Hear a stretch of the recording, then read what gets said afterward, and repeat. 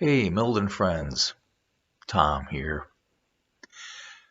Today is Saturday, Saturday of Holy Week.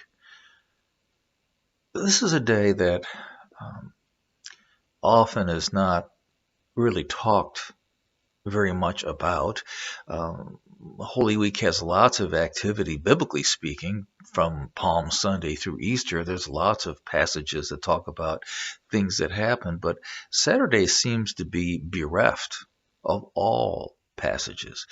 Actually, that's not quite true, and we'll get back to that in a minute.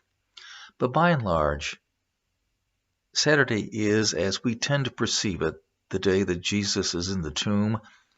It is a day of uh, quiet. It is the Sabbath. And the disciples themselves are not very active at all. In fact, they're quite despondent. They are despairing. They are dispersed. They are sheep without a shepherd. And they don't know what to do. They don't know where to turn. And so they are, well, they're waiting.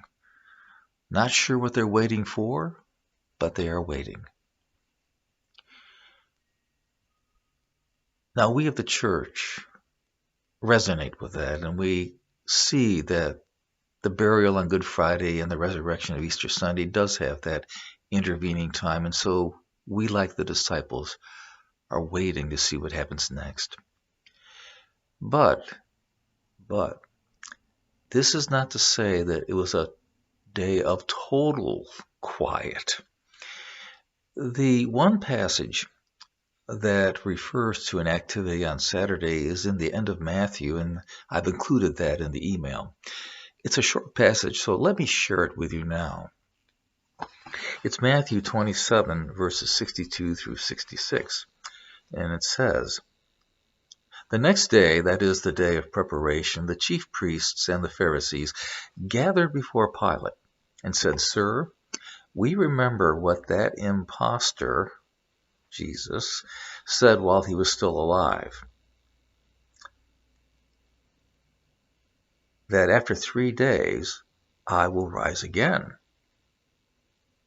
Therefore command that the tomb be made secure until the 3rd day, otherwise his disciples may go and steal him away and tell the people he has been raised from the dead.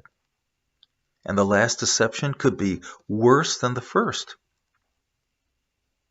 Pilate said to them, 'You have a guard of soldiers. Go, make it as secure as you can.' So they went with the guard and made the tomb secure by sealing the stone." You know, we hear a lot today about the politics of suspicion and conspiracy. It's nothing new, is it? The Pharisees and the chief priests were worried about a conspiracy of the disciples to manipulate.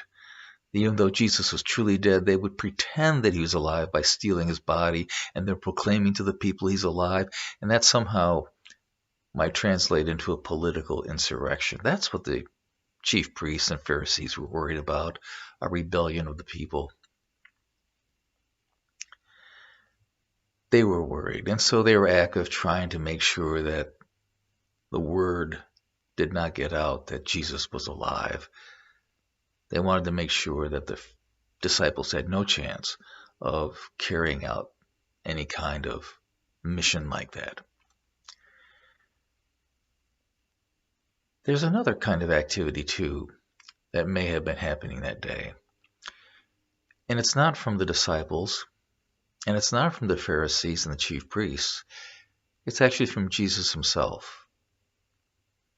Now, this is rarely talked about. It's not made a very big idea in terms of theology. But there is a biblical reference, a very obscure biblical reference in 1 Peter that may actually indicate something of what Jesus was doing. Remember, Jesus, as the man, the fleshly Jesus, died and was placed in the tomb. But Jesus, the God, the Logos, the Word, that Jesus lives. And here in this Peter passage, we hear these words. It's 1 Peter 3, 18 through 20. He was put to death in the flesh, but made alive in the spirit, in which also he went and made a proclamation to the spirits in prison, who in former times did not obey. Could it be that Jesus, upon his death, upon the cross and burial in the tomb, Jesus the Word went to the realm of the dead and made proclamation to those who had not heard the good news from God, had not heard about the redemption and the salvation that God now offers through Jesus Christ. Often people say, well, what about the people who died before Jesus? Are they saved? Well, it could be that here there was an allusion to that work going on, the work of salvation following his death. We remember it, by the way, in the Apostles' Creed. That part, he was crucified, dead, and buried. He descended into hell. Or, as some say, he descended to the realm of the dead. On the third day, he rose again from the dead. And the creed continues. There is that little allusion that something might have happened there with Jesus between the time of his dying upon the earth and the evidence of his resurrection on Easter. Maybe Jesus was at work on Saturday, not a day of rest for him. Well, whether it was Jesus at work, the Pharisees and chief priests trying to prevent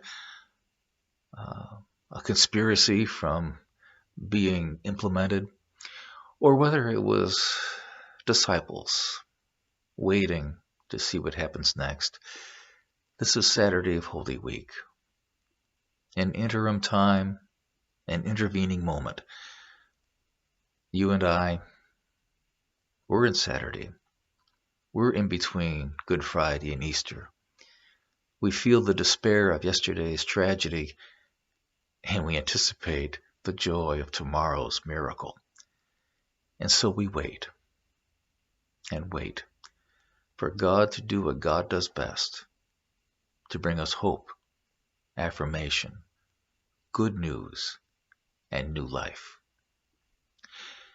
May your Saturday of Holy Week be blessed, and may we anticipate tomorrow with open arms and open hearts. Take care, and God bless.